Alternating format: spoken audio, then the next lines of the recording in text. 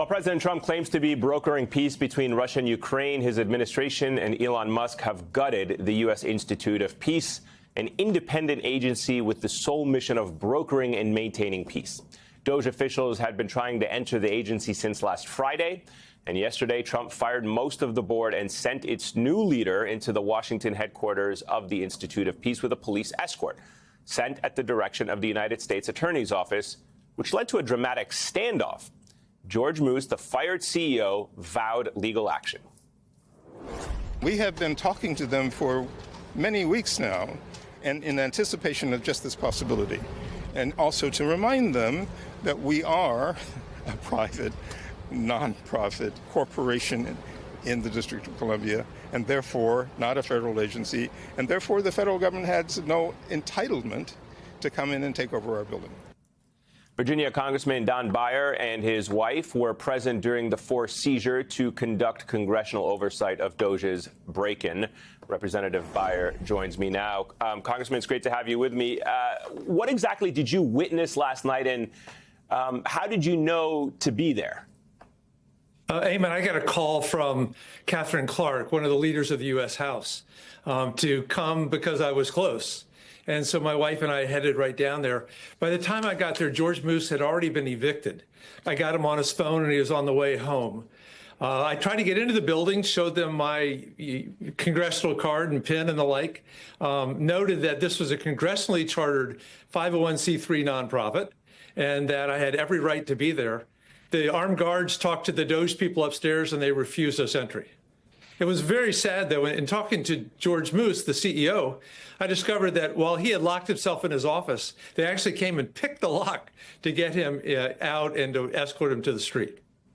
It's truly a remarkable moment to see this happening in our country, Congressman. And today, the Metropolitan Police Department issued a statement explaining that the U.S. Attorney's Office ordered them to escort the new leader of USIP, into the building. And I want to come back to the point that you were saying and that we also heard earlier. But how is any of this even possible, given that USIP is not a federal agency? Eamon, you're absolutely right. It was congressionally chartered. It's interesting. There is something in the charter that says the president can remove board members in consultation with the board for a felony or a grievous acts of injustice. None of that happened. He didn't talk to any of those other board members. He fired 11 of them, clearly illegally, which is why George Moose didn't leave and while the other board members said they're going to stay there. Eamon, there are 232,000 501c3 nonprofits in America. Does Donald Trump now have the power to fire the boards of every one of those? Yeah. I mean, that's an important question. I mean, it's another test to the limits of his power, but seems to be completely running amok with it. And to that point earlier, there was a federal judge in Maryland, Congressman, who ruled that Elon Musk and DOJ's efforts to shut down USAID are unconstitutional and is ordering all USAID systems to be reinstated. And so it comes back to this point that we've been having, whether it's about the court with the immigration and the deportation and this conversation. Do you have confidence that this decision will now be followed by this administration? No, Eamon, I don't. And that's so many of my constituents, my friends say, what happens if Trump just ignores the courts? And that is a huge constitutional crisis. He was already ignoring Congress and all the monies that we appropriated over the years, signed by Democrats and Republicans and Democratic and Republican presidents. It's a real tragedy. And the essence there is that whoever gave DOJ permission, where is it ever written in the law that they can come into an independent nonprofit and look through their books and look through their records? Where does this stop? Yeah, and right now you've got Republicans that, were thumping their chest about being America first. They say that USAID does not mesh with that agenda. Taxpayers shouldn't be wasting money on foreign countries. Of course, I'm sure you've seen Nick Kristof recently wrote a piece about how that is wrong. And according to his estimates, roughly 1.6 million people could die within a year without American foreign aid for programs like HIV prevention and treatment.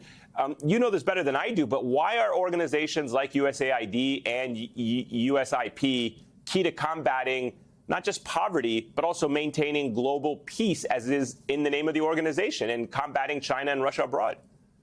Eamon, you say it so well. It First of all, it is our responsibility as the most powerful country in the history of humankind to take care of those out there. It's less than 1% of our federal budget, not the 25% that so many people imagine. It's a very small part of it.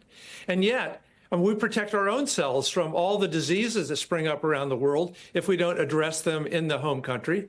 You know, Elon Musk said no one's died. Well, as Nick Kristof thankfully has pointed out, many people have died already, perhaps hundreds of thousands, and way more than 1 million over the next year.